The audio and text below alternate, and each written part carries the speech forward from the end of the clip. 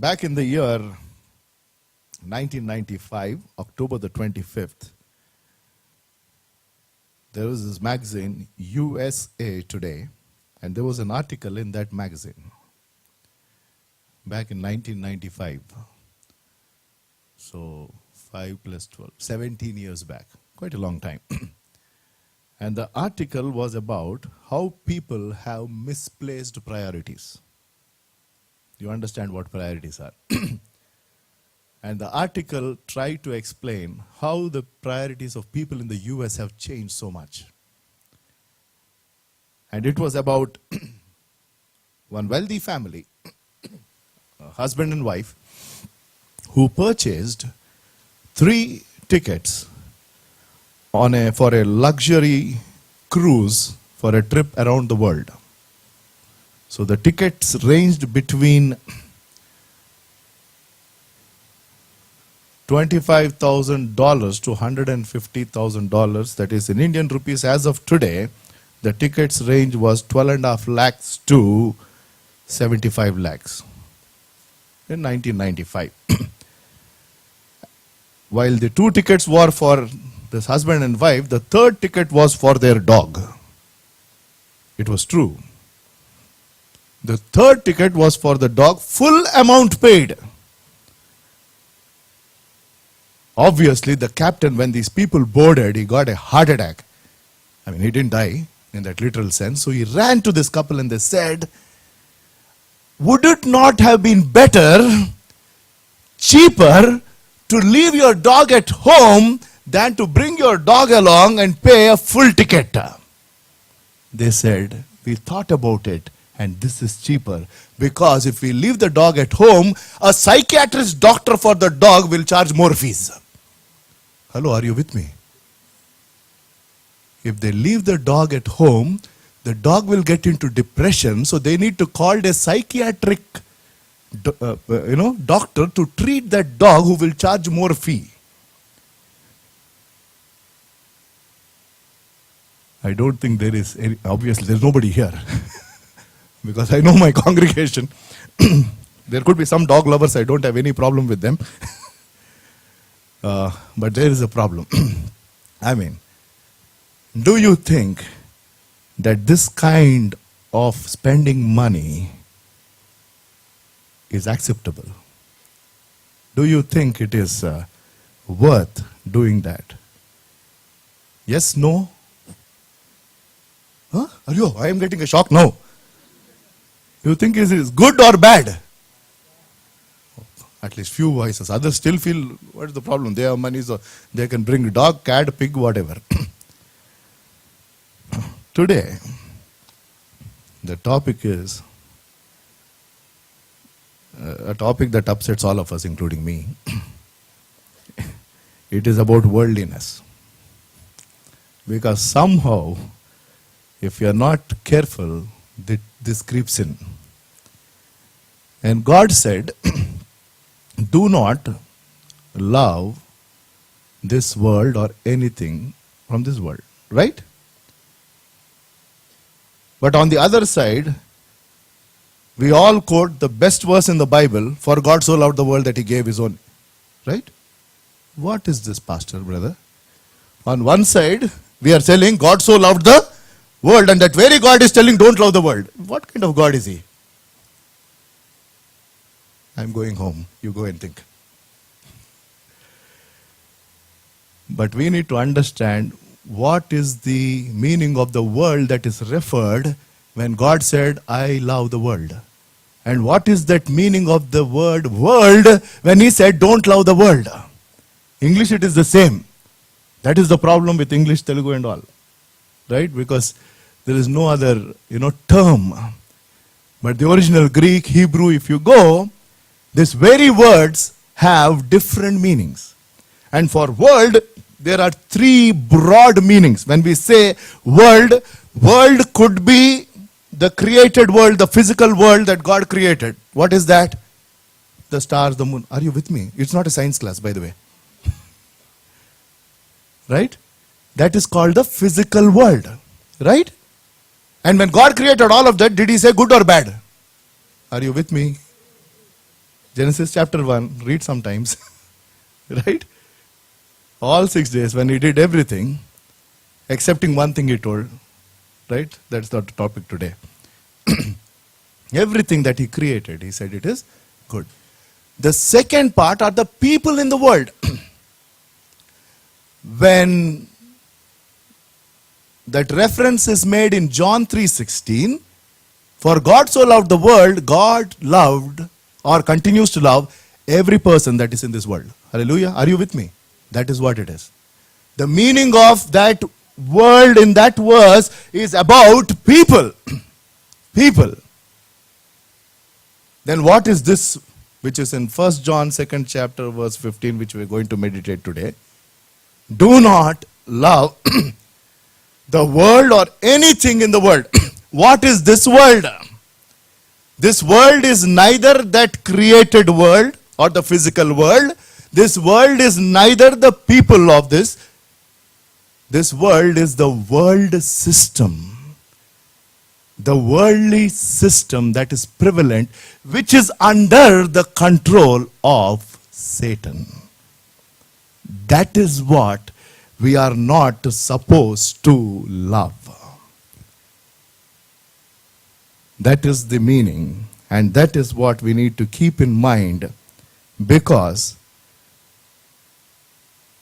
the way Satan is controlling this world through different philosophies, different ways, to keep it very simple, anything that is against the way of God is a worldly system. Any worldly system, it could be an idea, it could be a philosophy, and so on and so forth. There are so many things that are coming these days. There are so many which are so beautifully showcased and sent, and lot of people are falling trap to this. Of the many that we hear. I could do a separate session on that. Today is not the time. But for instance, yoga. A lot of people think yoga is fine. It is just breathing exercise. Breathe in, breathe out. That's all. But if you deeply go and study yoga, it will lead you somewhere else. And that is not biblical. That is absolutely not biblical. And so on and so forth. Reiki or whatever. There are so many things. Brahma Kumaris, that's a new age religion. It is not Hinduism, by the way. Sorry. Google search and read. It is not Hinduism. It is Samism. A lot of people are slowly having they are also having daily devotion, daily calendar. Nice quotes, wonderful morals. A lot of Christians are keeping that. Are beautiful? Yes, it is. That is worldly system, which is evil. And so on and so forth. So be careful. Because if we are not careful, we will fall into that trap and we will start falling in love, or will be dragged as per this worldly system which is evil. And that is what God is cautioning his people. Do not fall in love with the world, which is that worldly system which is against the ways of God. And he explains a little further. He talks about the distractions that happen in this worldly system. Then you will understand clearly. There is one tragic verse about one man who was faithful for some time, and he moved along with Paul in his missionary journey. And after some time, he left him. The reason is one line. His name is Demas. And in 2 Timothy verse 4 and chapter 4 and verse 10, it says, Demas loved this world. For Demas, because he loved this world, has deserted me and gone to Thessalonica. It is up there for us on the screen. So that is the world God is talking of. The worldly system that is prevalent, which is against the way of God. And if we go back to our key verse which we are meditating. So this love towards this worldly system, will become one disease in our life. I'm talking of believers, not non-believers. Non-believers in the sense those who have not given their life to the Lord, any which ways are in love and are rolling in this worldly system. You first get out of that. But others who claim to be children of God are somewhere getting into this worldly system. And one man of God said, this is Demas syndrome. You know what syndrome is? Doctor here is there, he's nodding. And right?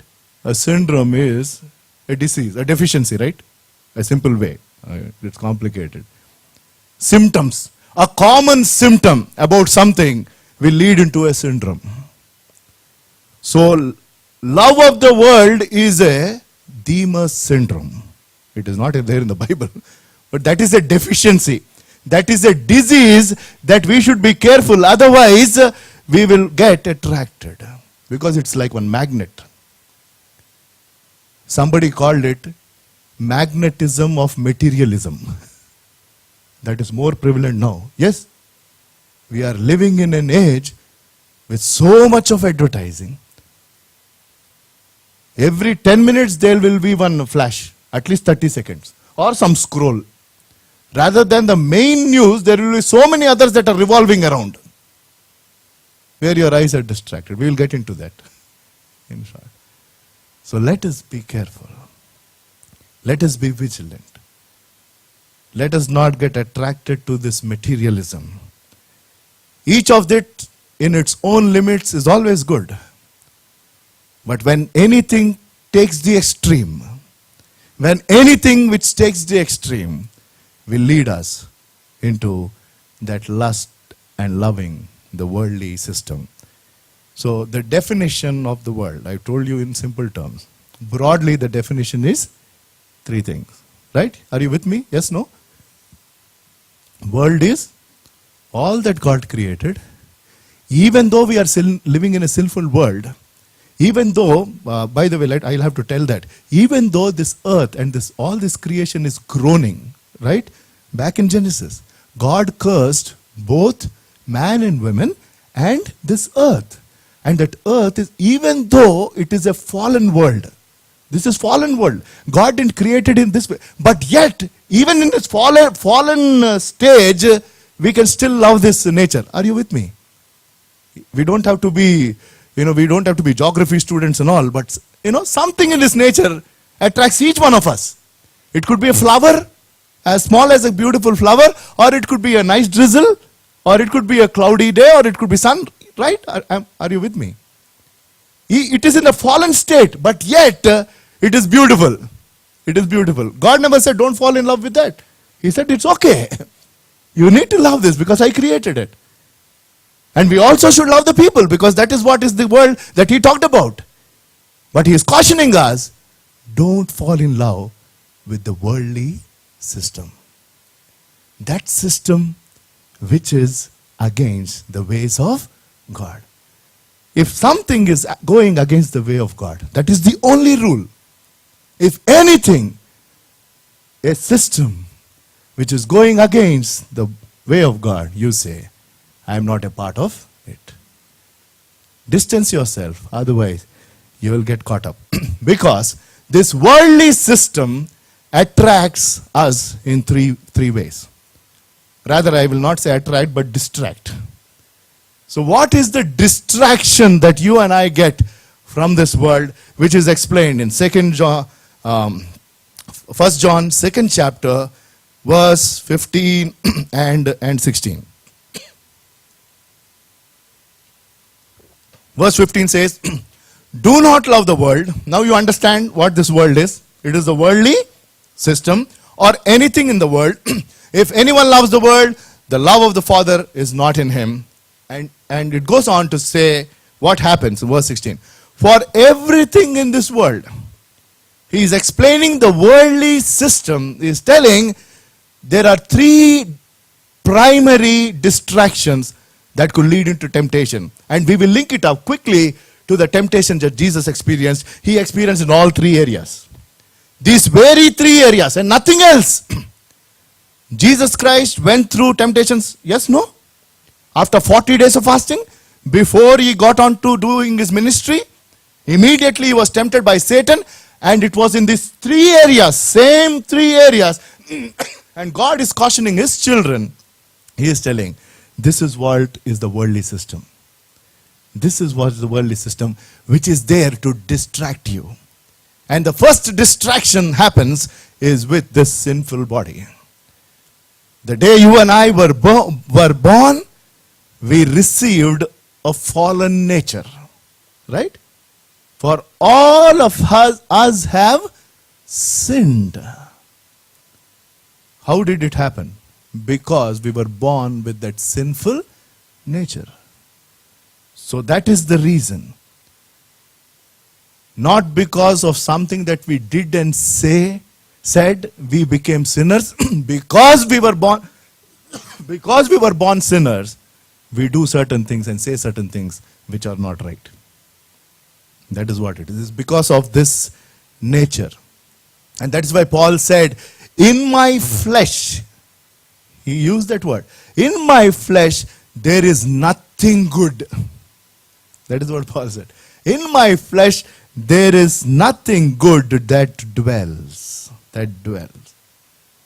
And this flesh, it says, for everything in the world, the cravings of sinful man. So the first one is the lust of the flesh. You can call it lust of the flesh, or to remember, you can call it carnality. Being carnal is always thinking about this body. The best example is food and sex and shelter and clothing and so on. These are perfect. Anything that is overdone, anything that takes an extreme. Eating 3 times is fine. Eating 25 times, lot of people think that is not sin. Sorry to say, that is also sin. That is lust. Your stomach is full, again in half an hour you will say, I need more. Ye dil mange more. And that's why McDonald came up and told, I am loving it. So every 10 minutes you will say, I am loving it. So anything that is done in the extreme, and sometimes, pardon me for saying this, but some cravings, I don't want to really get into that, into any specifics, but any craving about your body, sometimes if it is taking an extreme, it's becoming too strong. People have shared, they said, I don't think I can ever get over this. For somebody, it could be chocolates, as simple as chocolates. There's no problem eating chocolates. But every 5 minutes, if you need one eclair, forget about the money part. But that is what it is. Today, it will be chocolates. As you grow, it will be something else. I'm being very honest and brutal. That is what is the worldly system. And the first distraction is related to this flesh. And we need to be careful. This body gives us those signals. And we need to understand, if it is crossing the limit, then I need to control. I am diabetic, I have hypertension, and I believe God has the capability to heal. There is no doubt about it. I still take medicines. Not that I believe in the medicines, but I pray and I take. But that doesn't mean that I can eat whatever I feel every 1 hour. No. Absolutely no. Because we need to do our part. A lot of people don't understand. Even today when I went out to preach, obviously they wanted me to stay for lunch. And there were a couple of others who sat along to eat. And wherever I go, I continue to talk more, which is my problem. And I told I have 2 things which I inherited as a great inheritance from my parents, which is BP and sugar. And the other man who was sitting opposite to me said, you are a man of God, nothing will happen to you. Huh? If I am a man of God, I should eat 4 gulab jams. Doctor? Absolutely not.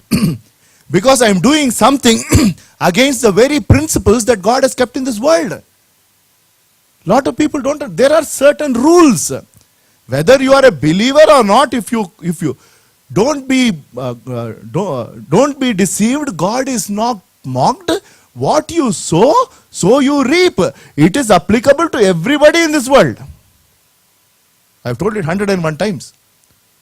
If I go to Lanco Hills and say, oh, beautiful city, hallelujah, praise the Lord. What will happen, Nick? He told straight, you will die. I shouted, hallelujah, Lord, you such a good preacher, no? Now Nick is, no, whatever, Anna, you will go. Absolutely. 99.9%. Because I have gone against the law of gravity. Who kept that? Law of gravity, Newton, no? He is the one. He invented. Or he discovered, whatever. But that is a law which God had kept when He created this world. Right? Anything that you throw up will come down. I did MPC, but after that I forgot. Okay, but what? So there are certain things like that, and it is applicable. So it is foolish to act against something that God has done and blame. I am a child of God. I keep preaching so much. I am working and I am preaching. How can you continue to keep me with sugar and all? Any which ways I have to eat 2 gulab jamuns every night. But Lord, you have to touch and heal me. It will not happen. It will not happen. I am not undermining the power of God. Please, I am not making a mockery of Him. I adore Him so much. More than anything else. He is Jehovah Rapha, the healer. Yes. But God has given us something called common sense.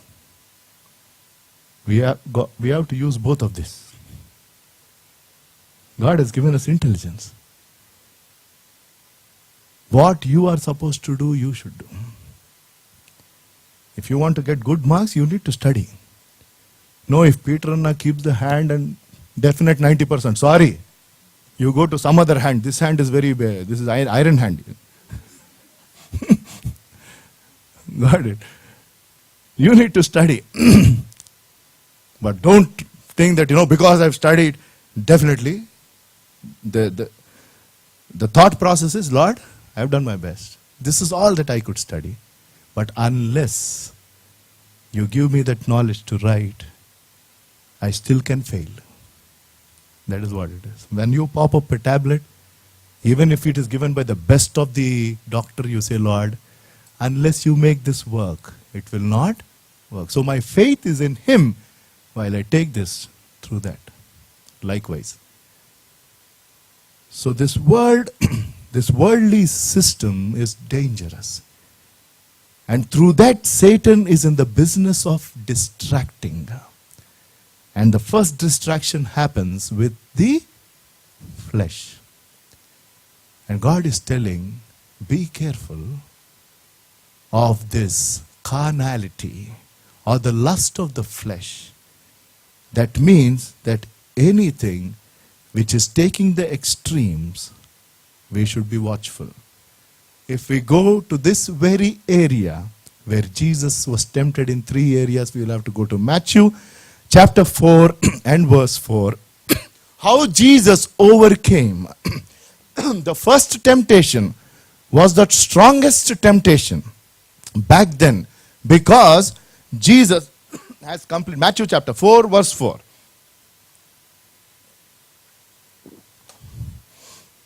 Can we go to verse 3 as well? So here is Satan. The verse is there on the screen for us. You can follow the Bible as well. Listen to his word. It says, Jesus, the instance is, the context is Jesus fasted for 40 days. He was completely man, completely God. And if you realize the intensity of fasting for 40 days, the biggest temptation is to abstain from food. Are you with me? Yes, no. If somebody says, I will give you a bag of gold also, I am sure if somebody is in that state of hunger, they will say, you keep your gold with you, give me one piece of bread or roti, whatever. Right? That is the biggest craving. So that is the area that Satan tempted. The what? The lust of the flesh. And Jesus, He is coming to me, He is telling, if you are the Son of God, tell these stones to become bread. Jesus badly needed bread. But you see how he overcame. After 40 days, he's telling, man does not live on bread alone, but on every word that comes from the mouth of God. And that is what it is. So you and I need to win over any temptation by his word. So that is the first distraction. The second distraction is the lust of the eyes. That is covetousness. That is desiring, or to put it very simple, desire to have everything that we see. And the ad makers know this philosophy. They are encashing it big time because of this. If you go anywhere you turn aside and see, there is something that your eyes get attracted to, or you get distracted. From cars to Coke, everything and anything is on display. 15-20 years back, if you have to take a loan for a motorcycle, you have to go to the bank, stand in a line, take the application, give 2 or 3 government sureties to get a bike which is worth 20,000 rupees. I know that. Now, cars also will be on the road. Yes. Car Mela. As it is one book Mela. Yes, no. It's happening in Hyderabad. Am I joking? Anything. They will say, just give us your telephone number, nothing else. And after that, you know what will happen. Anything and everything will come to your footstep. All that you need is give 3 pay slips. Rest we will take care. The lust of the eyes. So whatever you see, you want. We know this old, very familiar English saying or proverb which says, the grass is what? Always greener. The grass is always greener on the other side. And this came after farmers observed cows eating grass. Actually, if you are from farming, you know this is true.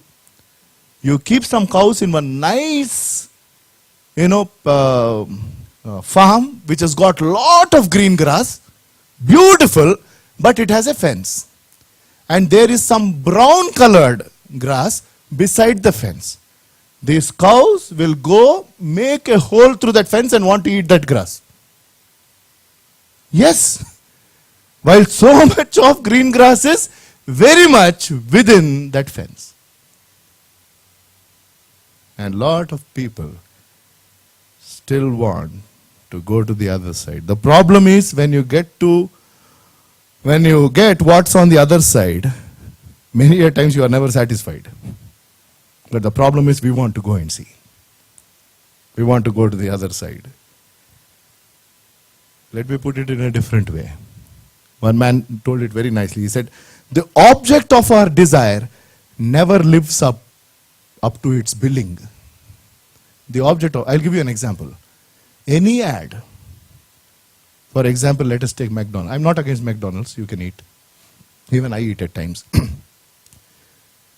In the print media, the burger size will be this much. Go and check.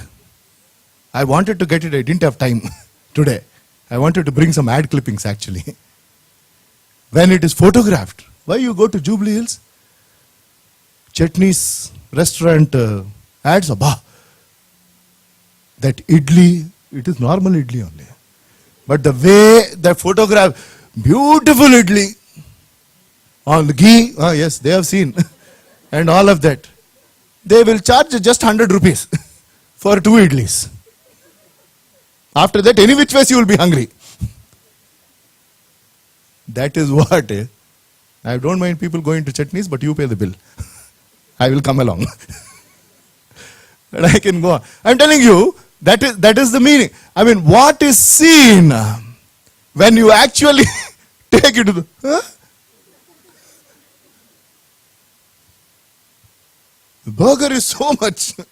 But when it comes, it will come in one packet this much. And it always happens that the grass is greener on the other side. Let me tell you something on a serious note. What is on the other side isn't as good as probably what you already have. What is there on the other side isn't as good as what you already have this side. That doesn't mean that, you should be just where you are. If God is leading you, then you move on. It could be a job, it could be something.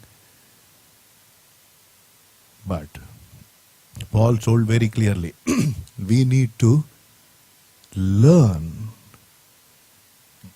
to be content. It is a learning process. Because naturally, any human being, including Peter Samuel, will not be content. Contentment does not come automatically. Lord, help me to learn to be content. This is the second area. And there is so much that is happening. Somebody did a survey, and the average time that people in Mumbai, 3 metros, Hyderabad was not covered, Mumbai, Chennai, and I think it was Delhi, they did a survey about the time people are spending to watch television. And the number of hours came out to be 25 hours a week. 25 hours a week watching TV. So think about it. That's quite a lot of time, I'm telling you. That's quite a lot. I don't know how much time you're spending. I'm not against watching TV. But what are you watching? For how long are you watching? What is that you're taking from that? Needs to be evaluated. So everything happens by what you see. How did the first sin happen? How did sin enter into this world? It is all about how Eve thought.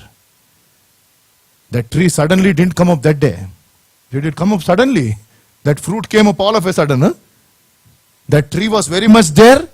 Right from day one, the fruit was also very much there. Eve was seeing it so many times. But one day when Satan came and said, why don't you see it with a new set of eyes?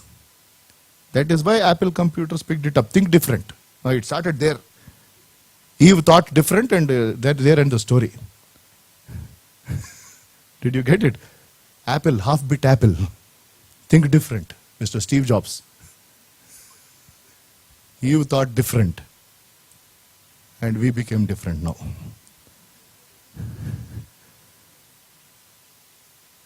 He created such a great application. Proud. I don't have anything against Apple product people. If you have that, I'm fine with you. I don't have one though.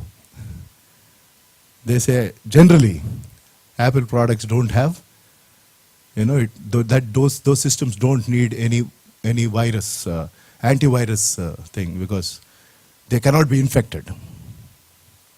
They run. That is their USP, so to say. But the one who created that product died of virus.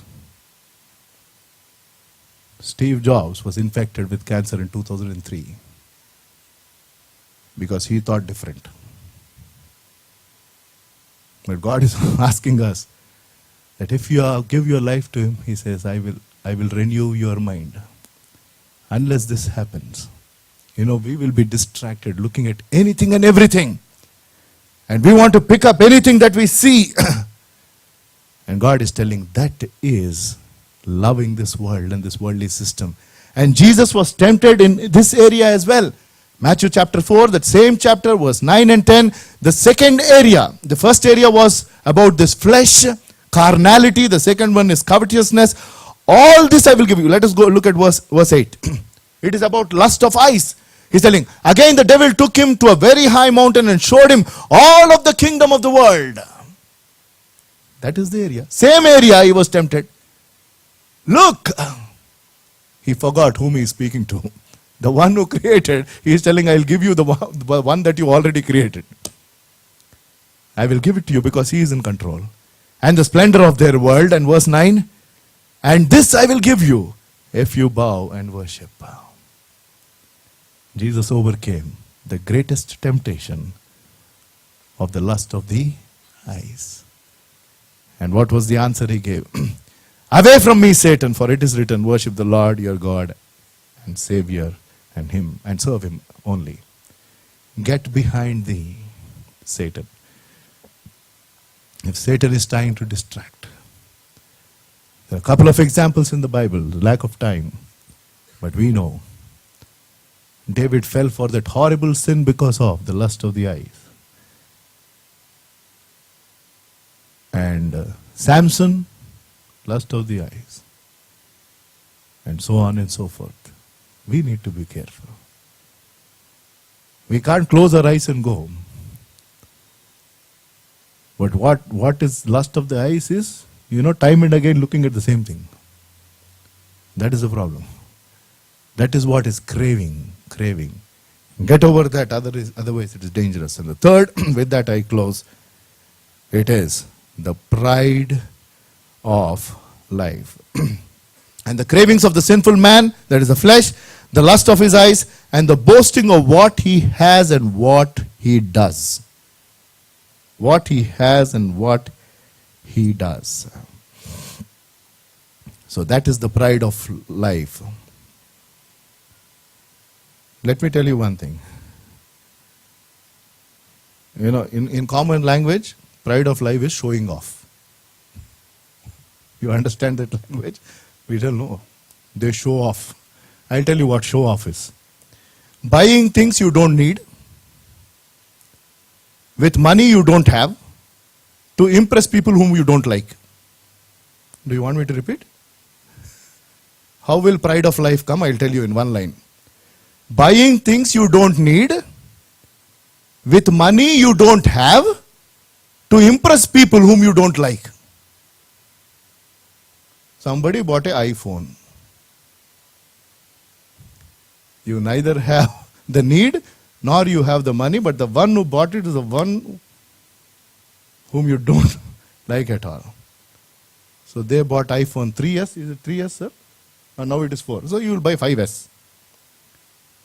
Whatever. This is where you don't have to. The child of God is absolutely fine. Absolutely fine. What is needed, you keep that. If somebody has something, it's okay. If God gives you, you take it. There is no problem. There is no problem. So, the pride of life is about two things. Boasting about, whatever I have and whatever I have done, or our accomplishments. If we are proud of either our position or our possession, then we are exhibiting this syndrome. If we are boasting about our position or possession. I never tell people when I go out what my position is. Even here, a lot of people don't know. I'm still in a secular job. There were a couple of people whom I kind of referred in my organization, but I'm not supposed to do that. I say, you submit the resume, go through. I don't recommend. I'm not supposed to. And they go through the process and all. There was one person who got selected the other day. He came running. I never knew you were the vice president, huh? I said, so what? What, so what? I didn't know. I said, you don't have to know. You came on your own. You got the job. God bless you. Not needed. Not needed at all. I am what I am because of His grace. And that is what it is. For each one of us, we don't have to take pride. Give Him glory and honor. Our position or possessions doesn't really matter. doesn't really matter. They are here today, gone tomorrow. Gone tomorrow. Because that is what is written in the Bible. The moment pride sets in, that is where is the fall. Right? Yes, no. That is where. It is clear. That is a big problem. Then, in that very verse, with that I close. While John spoke of telling us, don't love this world, when it is written world, there it is worldly system, we've seen it. The definition and then the distraction. Then what is the destiny of this world? Verse 17 of the same chapter. The world and its desires will pass away.